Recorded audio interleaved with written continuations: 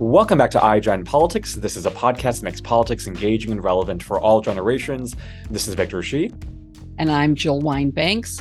And in addition to being Victor's co-host for iGen Politics, formerly known as Intergenerational Politics, I am a wearer of #Jill's pins. And today's pin says Intergenerational Politics. It was something I had made when we first started this podcast, which was 259 episodes ago.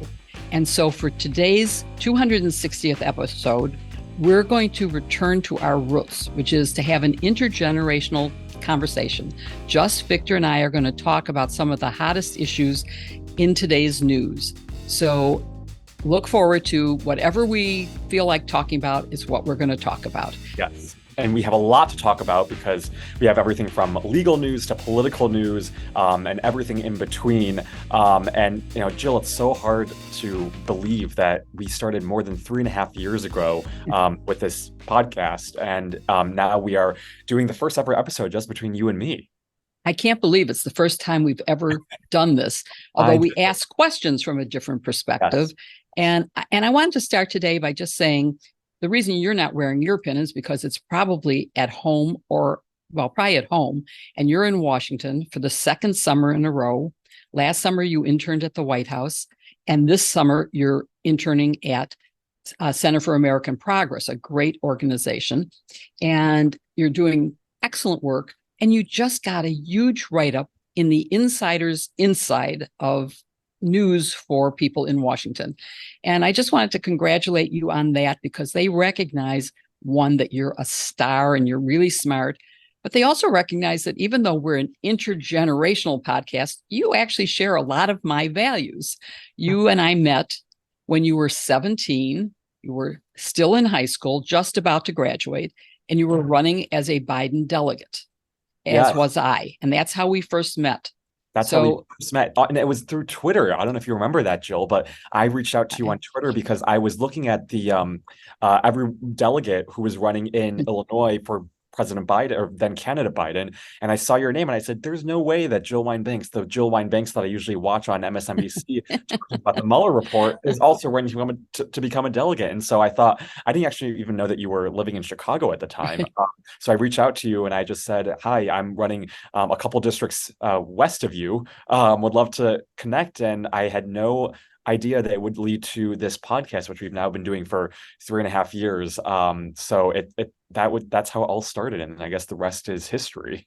It's all part of your total charm, because obviously I cannot answer everybody who texts me, writes me, DMs me. I think it was through a DM, and there was something about how you wrote it that made me curious, and I answered. And it was during COVID, so we ended up not being able to meet until much later. We met at the farmer's market in Evanston, and that was our first actual meeting, wearing masks, but we managed to be outdoors and get to know each other.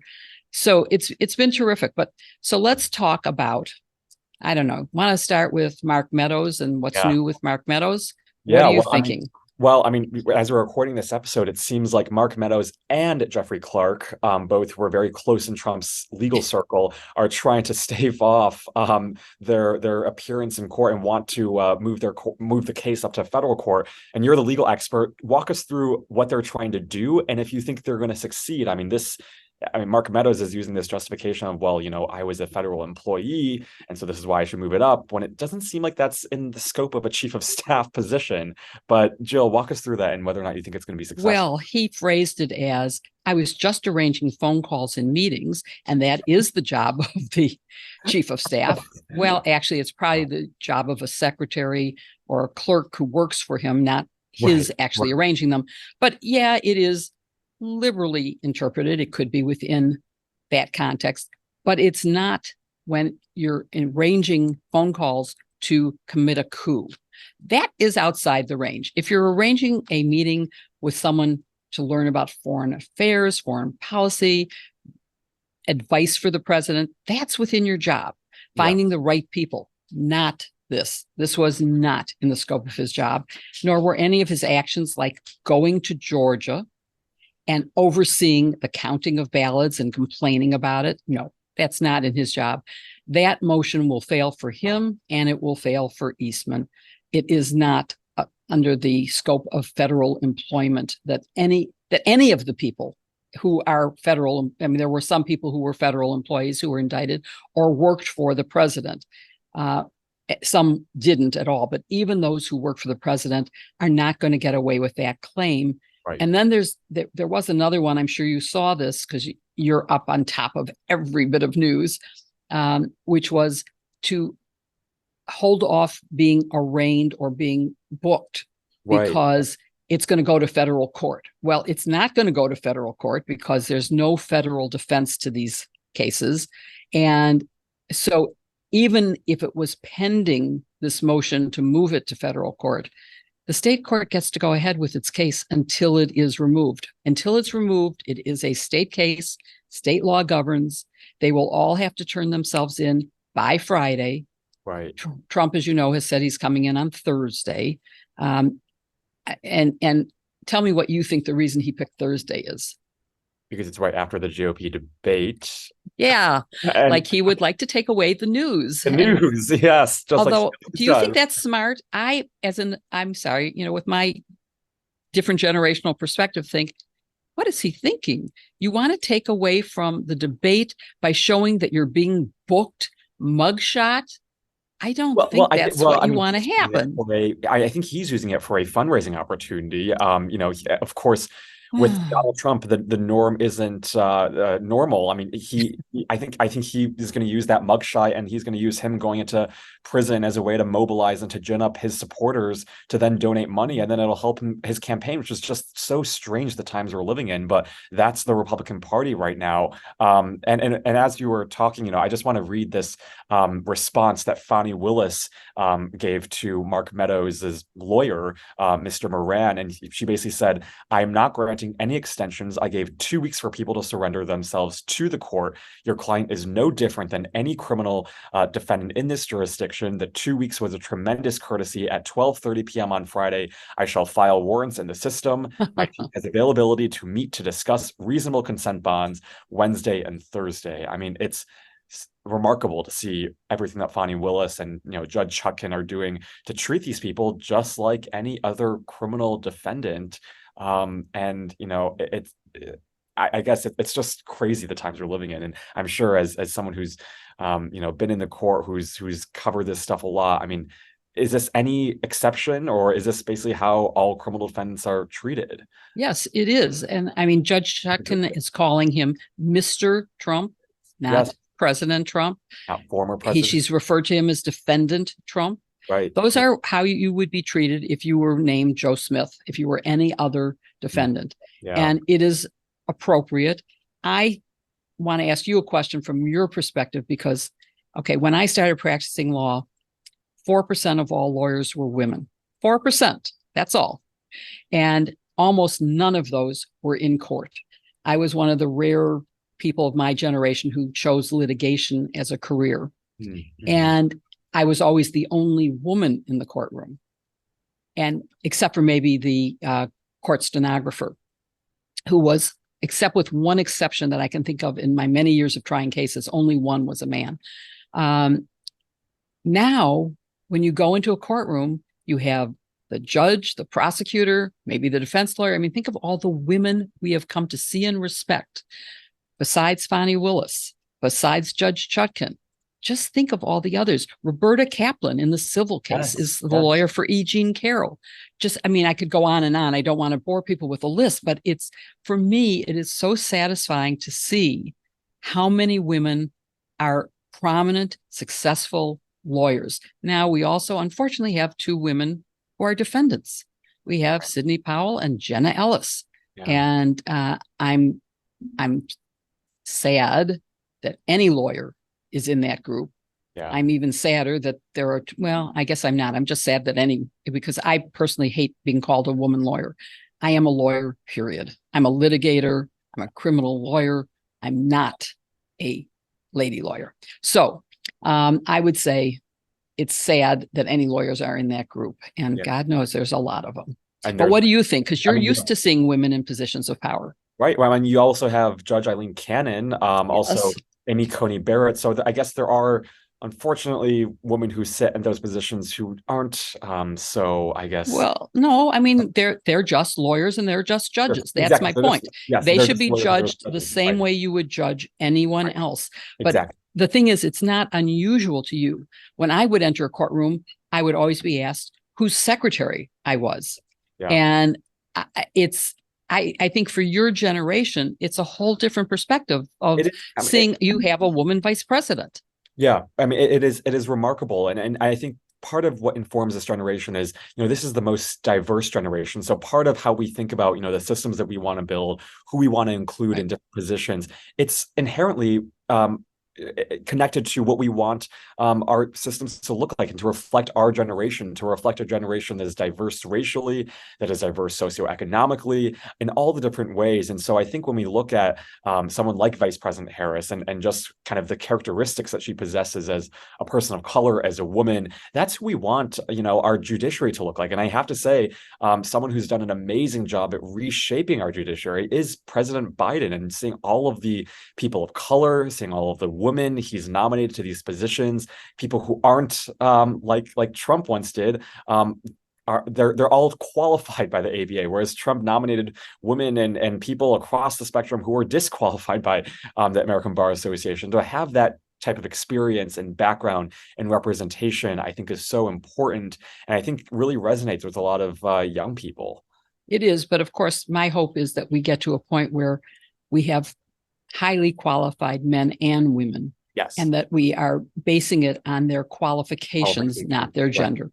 Right. And I have never voted for a candidate because of his or her Yes. gender or their gender. I vote because of their perspective, their political views. And that's how I picked Biden in the Yeah. last election, and was based on he represented my values. Right. Right. No, I totally agree. And that's the world that we want to go toward. We don't want to Yes. keep on living in a world where we have people questioning people's authority or credibility because of the person, or because of their gender, because of their race. And we had on Ali Vitali a few months ago when she wrote her book about what it was like covering the 2020 election. And Right. really struck me that every single woman candidate who ran lost, and it wasn't because of their qualifications. It was Right. because the electorate wasn't ready for them. It was because if they tried to be confident, if they tried to be just like any other candidate, they weren't seen as qualified. They were seen as overly aggressive or as rude or as hostile. And it's sad that that was something that you faced all those decades ago, and now we're still facing those same problems. That's what's so depressing, is that Yeah. I started practicing law more than 50 years ago. Right. Right. And remember, we also had Alicia Menendez about her book, The Right. Likability. Ability trap. And Yeah. exactly. And we are still faced with that gender difference in how people are viewed. And I saw it when I was in law practice, Yeah. and you would see evaluations of associates in the law firm, and men were aggressive, women were bitches for the Oh, same behavior. wow. So, Wow. it's okay to be assertive, but not, if you're a woman being assertive, you're judged differently. But your Well, I mean, generation is going to take us past that, aren't you? So yes. what other subjects should we talk about? What would you like to Well, talk I about? mean, you had a great op-ed. I mean, speaking of both of us being in the news, you had a great op-ed the other day about cameras being allowed in the courtroom, and I think that's something that is really getting on the minds of a lot of people with Trump's impending legal cases and his trials upcoming. So we've talked about it on this show just a little bit, but I think now is a time where we can dive a little bit deeper into the subject, because there's everyone from Neil Katyal to you now to a lot of people now really calling for this to be a thing in federal courtroom, especially for this trial. We talked about it before, where this is something that we all are victims of. January 6th, and this effort to overturn our votes and our election is something that every American deserves to see. So walk us through your op-ed, because it was great. It's in the Detroit News, right? That's the publication. So walk Yes. us through Yeah. that op-ed and what you wrote in there, because I think it's worth Right. talking about, and something that both of us, especially my generation, where we grew up in a time when it was a lot of social media, a lot of digital spaces. This could really benefit every generation. So we'll put a link to the op-ed, but let me give some before we talk about the actual content of the op-ed, I grew up in an era where cameras in a courtroom would have been very disruptive. They were gigantic things. You've never seen anything like it. Nowadays, here's a camera. Nowadays, a camera is a little teeny thing that hides behind the wall in a courtroom. You don't see it. They are used now. Well, first of all, we're all used to being filmed 100% of the time. You never know who's filming you. And if cameras made a difference, which is the big argument against them, is that people will play to the camera. If people play to the camera, George Floyd would be alive today. His killer knew that he was being filmed by an onlooker. He knew that body cams were filming his conduct, and he stayed on George Floyd's neck until he was dead. And so obviously cameras do not disrupt, or people don't play to it. So that's the first and most prominent argument why we shouldn't have cameras.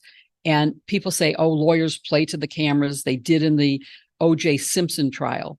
Well, cameras aren't what they were back then, and we are now all used to it. So that argument just falls flat. It just doesn't work. They say in this case, particular to the Trump case, because of his threats, it would be a danger to everyone involved, the jury, the witnesses. It doesn't work in this case because, number one, the jury does not need to be shown. They weren't in the George Floyd murder case. Derek Chauvin's jury did not get shown at all. The camera was never allowed on them. It was allowed on, and you can limit it to just the witness and the defense lawyer or the prosecutor, whoever the lawyer questioning is. You don't even have to show the judge. You could limit it to just the active participants. And the witnesses have almost all already testified in public. So there's no added danger to them if they were filmed here. They are already publicly known figures. So if there's a danger to them, it exists because the defendant is a danger, which is all the more reason to see them. And I believe the evidence shows from all the use and tests, there have been tests in federal court, and they are routinely used in state court now, cameras. And it shows that people tend to believe the verdict more when they have seen the evidence. They tend to accept the way the justice system functions when they have seen it in operation. So everything points to it is an advantage to democracy and the rule of law to have trials done. I would say we should have cameras in all courtrooms all the time. I agree. I made the op-ed limited to let's get them in for the Donald Trump case because I had the extra argument, which you've already mentioned, which is that victims get to see the trial of the perpetrator of the crime. And the crime alleged here is against all of us, that he was trying to prevent our votes from being counted. And so, and of having a fair and free election and having the transfer of power be peaceful. So as victims, we should all get to see it. So I limited it to that because of the extra argument. But I do think the argument about how it helps democracy and the system of justice applies to all cases. And the negatives are phony now. Yeah, no, I mean, I totally agree. And there's two other points that I think are worth highlighting. The first is, we're living in this time when faith and confidence in our judiciary system is an all-time low. And so I think to have something like this, just like you said, it is only a good thing for our rule of law, for our legal system, for people to be able to see the process of justice being done and to know that no one is above the law, even the former president of the United States. And so I think to have cameras in the courtroom, especially for this case, could be a really powerful signal for a lot of people who are saying, look, our justice system is two-tiered, or, our justice system favors the powerful, favors the wealthy, favors those who have money or those who have power, and will get them hopefully to begin seeing that, even Donald Trump as the former president is not immune being held accountable. The second thing I think, we often talk about civics education and civic engagement and people just being involved in our system. I think having cameras in the courtroom could also inspire young people and really any generation to get involved in our legal system, to get involved in civics and to know how the process works. We often talk about the lack of civics education and young people not knowing enough about our legal system and our civic system. And so I think for this trial to be televised, could be a real powerful way. And then, you can clip these trials and put it on TikTok and really use those as sort of educational tools to get young people to think about our legal system, to think about how we can, create change within these systems. And so I think there are only positives to this. And like you said, those negatives that people often raise when they talk about cameras being in the courtroom are totally moot and I think irrelevant. I think right now our justice system, our democracy, our rule of law really demands it. But what do you think of, like, for example, over the weekend, the former Attorney General under Bush was on Jen Psaki's show, and he basically said that he thinks the country isn't ready for this, and that doing so will polarize the country even more. I don't think so, but what do you think about that argument? I don't think it will. I don't think we could be more polarized. Yeah, right. And I think that there are the people who are listening to only Fox News and to Donald Trump's social media platform, whose name I don't want to say.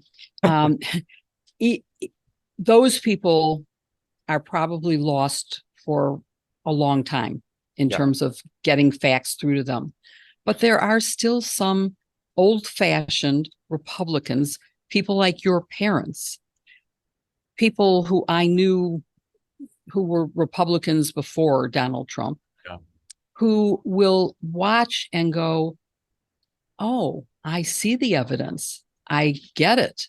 Yeah. And I think that will persuade them. So I think it's worth it. I want to say one other thing about cameras, and then I want to go back to your civics comments. But on cameras, I just want to say it's a simple thing to allow them. All it would take is our Chief Justice, John Roberts, saying we will allow cameras in the courtroom. And then it would happen. There's a judicial conference rule that says no. There is a federal rule of criminal procedure that says no. If he said they could be, that takes care of part of it. The criminal rule could be amended to say, in accordance with this new position, it's okay. So, and his lawyer said he wants to have cameras in the courtroom. So the defendant wants it, the prosecution wants it, the people should want it. Let your representatives, let your congressmen know, inundate the Supreme Court with mails saying, and I mean mail, the kind that will bulk up their offices, the old-fashioned snail mail. But you could use email too, to let them know how you feel and why you think Supreme Court arguments and the Donald Trump trials, plural, should be televised. And could you live in a world in which it's just audio? I mean, like there's Supreme Court audio, but I don't think that's as powerful as video. It's not as well for the Supreme Court. It pretty much is. Audio is pretty good, not as good. It's a lot easier to follow who's asking. They don't say this is, Justice Thomas asking a question. Right. You have to learn to recognize the voices.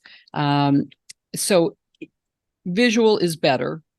Watching television is better than listening to radio, but certainly it is a step in the right direction. And, COVID proved that it worked to have the audio, but we need it to be an official kind of thing. But let's go to your civics thing, because one of the things that influenced you so much was your civics teacher in high school who introduced you. And we're going to try to get him on the show to talk about his way of teaching and his particular program. But you want to just mention it a little bit so that our audience can know about it?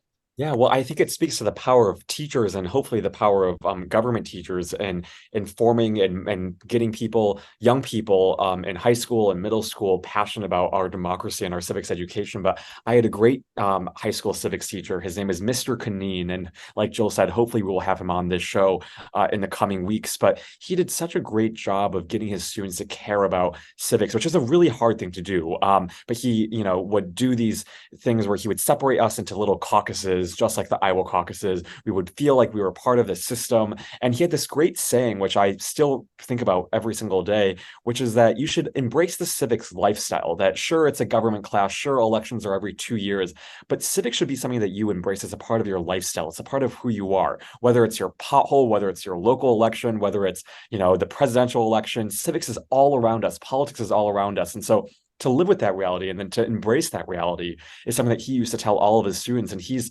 part of the reason for why I ran to become a delegate. He informed me that if I had turned 18 by election day in November 2020, that I could run to become a delegate for any presidential candidate. And that simple information and that simple nudging by my civics teacher in high school is what propelled me to run. And I think that sort of inspiration, that sort of power that civics teachers carry is so important. But unfortunately, there are not enough out there who can do that right now. I mean, civics education is really lacking. Not every state even provides a civics education for their students. And when you look at civic literacy rates, they're really bad. I mean, I think I saw one statistics that said 1 or 2 in 4 two out of every 4 people, young people, can't even name 3 out of the 3 branches of government. I mean, it's really shocking. Yeah, and it's really shocking. And so it's this movement that I think a lot of how many adults can do that? Oh, I don't know. I bet it's not much higher. Probably not much higher.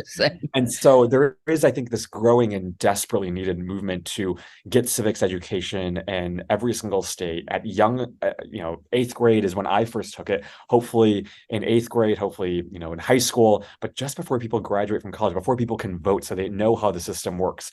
And anything short of that, it's why, something like televising the trials is important. It's why back in high school, I learned a lot from the Trump administration and all of the impeachment hearings, getting to learn about that and what it meant to obstruct justice and what it meant for a president to break the rule of law. I think that was really powerful, but hopefully we can have him on and we can ask him about how he teaches civics education, because I think it's a really unique way. Joe, what about you? I mean, it's hard for my generation, I think, to imagine what a proper civics education looks like. I'm assuming you came from a time when there was a proper civics education, when it was mandated. Is that right? It's so long ago. Do I remember if I had it or not? No, I don't. But I certainly learned about the 3 branches of government, and it was something that was part of my household where we talked about politics and government and elections. And speaking of elections, let's talk a little bit. I'm enjoying the conversation, so I'm not paying attention to the time, but let's talk about the fact that, number one, there is a upcoming debate from which the front runner will be absent.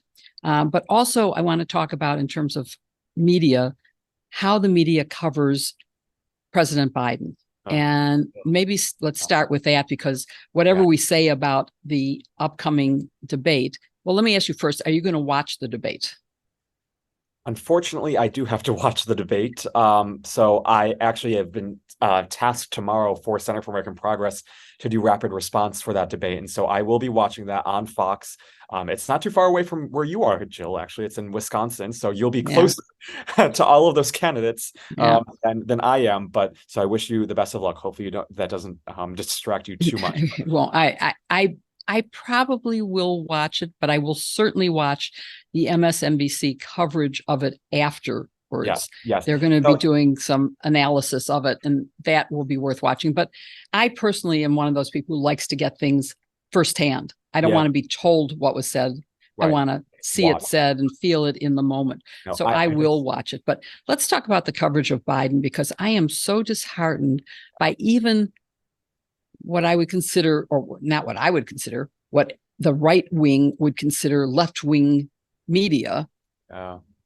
They seem to be covering any gaffe and not the accomplishments. And the accomplishments are so astounding.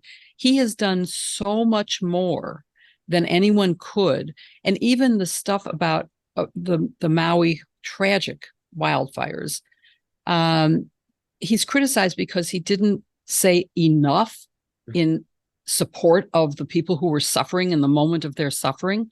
He was busy sending federal troops and federal personnel to take care of them. He was doing his job. Now, he is the consoler in chief, and there is no consoler in chief better than, well, I mean, Right. let's compare him to the last one. Okay. I mean, he had no, no sympathy for anybody, no Oh, empathy. where he And threw so, paper towels at those in yes, Puerto Rico. I mean, like, yes, exactly. Exactly. That's his idea of a joke, I guess, or right. of maybe that's his idea of empathy. I'm not Consoling. sure, but it just disappoints me that, that, you read things and the headlines are always, if it's 50-50, it's 50% against Biden as Right. opposed to 50% support Biden. Right. And it Right. makes a difference in, the headline. You may remember I was a journalism student. Yes. And so Yes. I learned about some of this stuff. And first impression is what you see in the headline. And you will Right. read the whole article thinking he's losing. Yeah. And in fact, if when you read the whole thing, he isn't losing. Yeah. And so I wish headline writers at least would get things right. Totally. Well, I mean, I've been quite vocally against what the media is doing for President Biden because, like you said, I mean, he's done so much for us, and there are two examples that come up for me in the past week that I think highlight the lack of attention and credit that he deserves. The first one is actually from yesterday, Monday, which is that you had everyone saying that President Biden hasn't done enough. Like yesterday, he was on the ground in Maui with the governor of with the governor of Hawaii, with the mayor of Maui, with the two senators who represent Hawaii, and all of them were saying just how extraordinarily Right. he acted. And then President Biden gave remarks, and there was only one media network that covered it, and that was CNN. Both Fox and MSNBC did not cover that or give that speech the live coverage that it deserved. I thought that was an important moment that should have been covered. And then last Friday was this historic trilateral summit at Camp David Yes. between South Korea, Japan, and the United States. And for I'm sad that I didn't really learn much about Asian American history until later on in my I guess life. And I read this one book called Pachinko, and it really detailed the conflict between the Japanese and Koreans. And so it was extraordinary to see Japan and South Korea come together at Camp David for this Yes. really historic summit.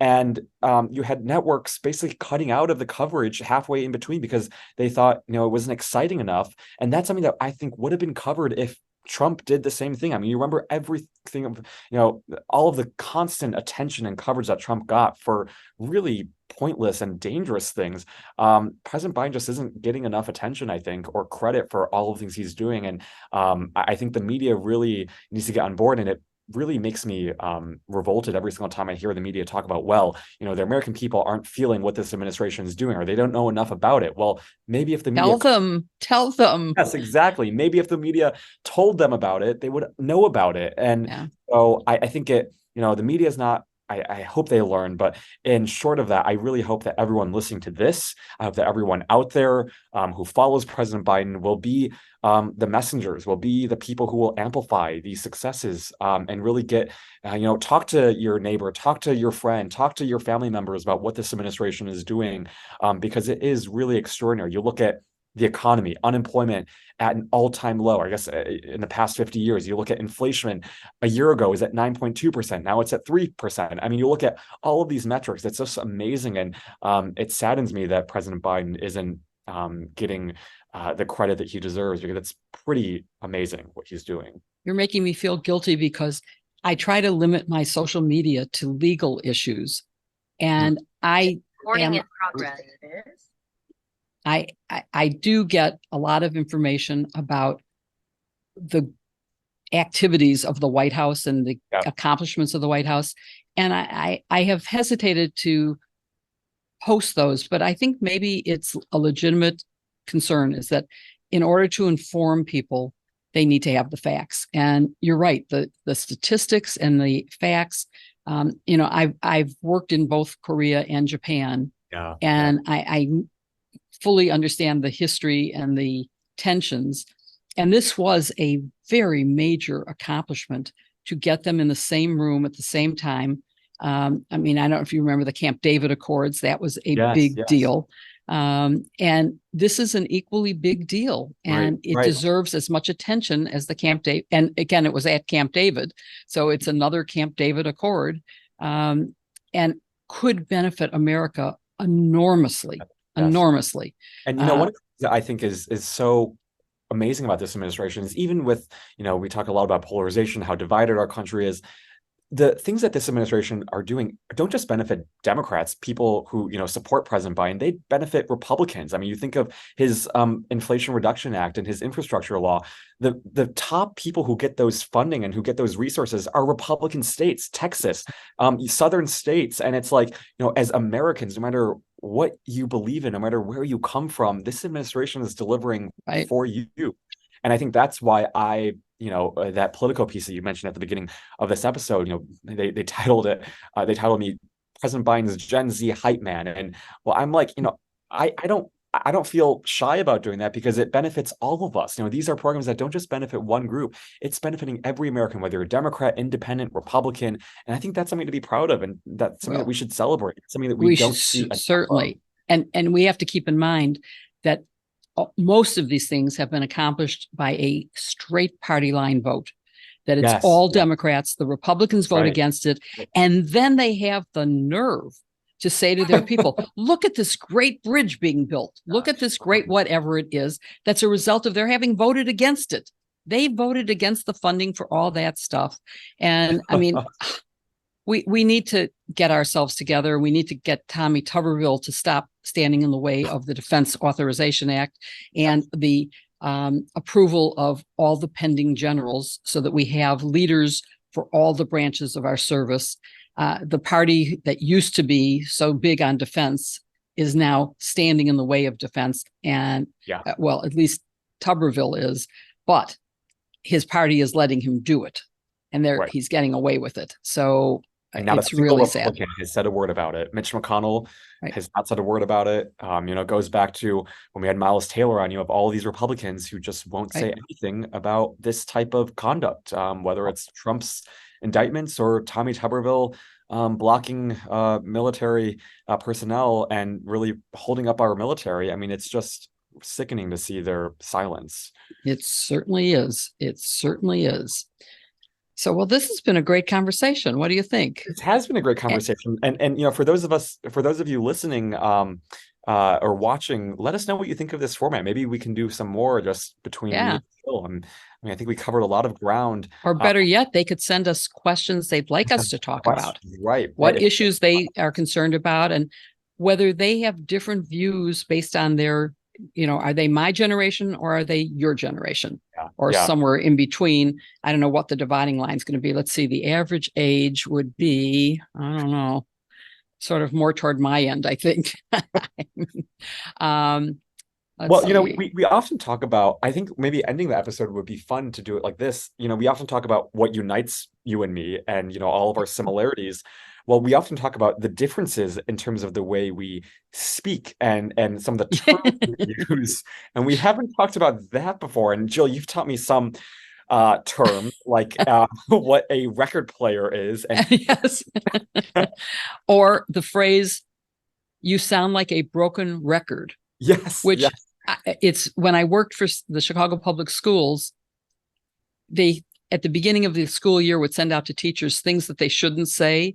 And I looked at that and I thought, what? And the explanation was nobody knew what a broken record was. But now those are back. I mean, little, I don't know if they're the 78s or the 45s. The 45s were little, 78s were big things.